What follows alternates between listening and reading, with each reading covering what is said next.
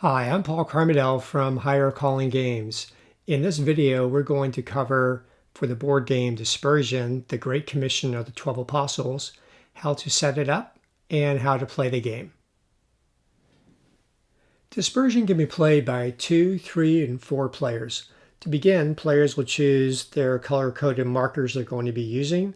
They'll place those at alpha, and they have a corresponding scoring marker, which is a little fish.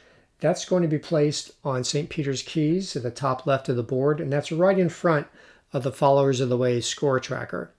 Next, you'll put down the 5 sets of cards, which are Apostle, Disciple, Blessing, Miracle, and Hardship. Each player is going to be taking their color-coded church tokens, and we have 6 of these Bible verse tokens. You'll notice there's places, big circles on the outer route, the way. Each of these Bible verse tokens gets placed on there. And lastly, we have 12 of these oval-shaped tokens. Each of these features the name of one of these cards of the Miracle or Hardship. You'll randomly choose 7 of these 12, and you're going to place these onto the little fish icon within each of these 7 regions of the board. The objective of Dispersion is to have the most followers of the way by the end of the game. Let's walk through the components of the game at this point. I mentioned earlier you'll start the game at alpha. You'll be ending the game over at omega. You'll see this yellow route called the way. That's how you'll be starting the game on that point. And then you'll be jumping inside to the 7 regions. Each of those is a fish shape. You'll notice that each fish has 4 icons for that region, and it has a star. Each of the icons is where you'll be building a house church, and stars are where you'll be building a city church. I mentioned earlier how there are special action spaces called Bible verses. You'll find what those actions are on your player card right here. Now, let's talk about the Apostle cards. So there are 12 of these. Each one has a number at the bottom right corner there. That number is the order in which that apostle became a follower of Jesus. And it also is used at the very start of the game. The player who has the lowest apostle card number, they start the game, and then play proceeds from the right from there. You'll also see that there's an achievement down at the bottom. If a player achieves that, then they're going to get the 5 followers is indicated by the followers fish at the top right corner. Now let's talk about the disciple cards. There are 66 of these cards. Each one has its own action, and you can use these as one of your options when you are playing. The top right corner shows a symbol. That symbol is just a shorthand for you when you have several of these cards in your hand and you're trying to find a certain type of action. In that case, it was getting blessing cards. You can also see the meaning for all those symbols are shown at the bottom of your player card. Now let's talk about the mission and hardship cards. If you look at your player card, you'll see on there the different types of mission and hardship cards. Specifically, I want to point out that there's a wild card for each of these. That wild card can be used as a substitute for any of the cards in that category. You'll be using these cards when you build house and city churches, and I'll talk about that soon.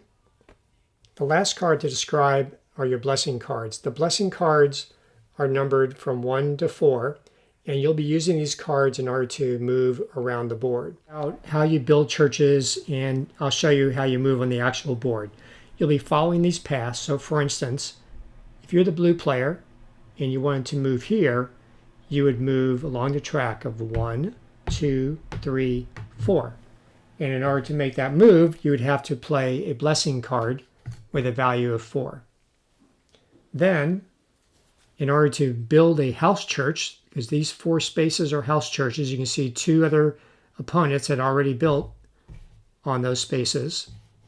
So you can't build on them anymore, only 1 per spot. You'll see that you need to have a hardship that says betrayed. So you need a betrayed card in order to build that house church. So you would say, I've got one, and you would play the betrayed card. So then you would grab one of your tokens, one of your blue tokens, and the tokens are two-sided. There's a message, there's 10 different messages on them.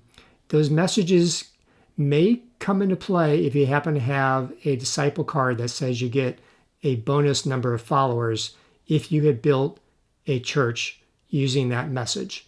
But in this case, the message is salvation. It says a value of 1. It has a house church on one side, which has one door, and it has 3 doors for the city churches. City churches, again, those are the stars on the board. So in this case, it's a 1. So you can place that there. But no, your turn, it can still go. So let's say you want to move 2 more spaces and you want to claim this last house church over here. So you would move 2 spaces, 1, 2, and you would build that church if you have another betrayed card, or in this case, you have a wild card, which can replace the betrayed. So you play that. So you'll put another one of your icons there. This one says service. We'll put that there. Now, before we do any more moving, I want to point out a fun part of this game. If you build the last house church, so the 4th house church in any region, then you automatically get an apostle card, if there's one still to be available, which in most games there should be.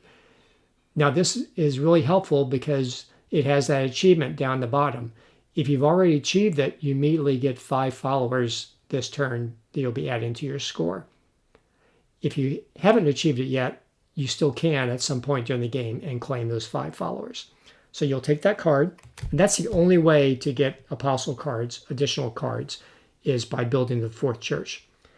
But then you'll say, you know what, I have the correct icons or the correct cards rather, to get me to build the church. So I'm going to go 1, 2, 3,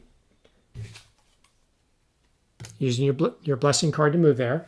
And to build a church, you need to have, in this case, it's a green church. So you need to have 4 different of the mission cards to build that church. So you'll say, there you go, I've got raise the dead, preach, cast out demons, and I can use a wild card as my 4th. So then you would put your token on there that says 4, in which case, in that theme happens to say forgiveness, and you put that there. And you might say, okay, that's it for my turn, I'm all done. So you would add up what your achievements are. You'd have 1 follower for this, 1 follower for that, 4 followers for that, so you would gain 6 followers. And if by chance you had already achieved the apostle card achievement, you would get 5 more. There's one church that stands above all the rest, and that would be naturally the Jerusalem church. So in order to build that church, you actually need double the number of mission and hardship cards. You need 8 cards. And if you notice, this is orange.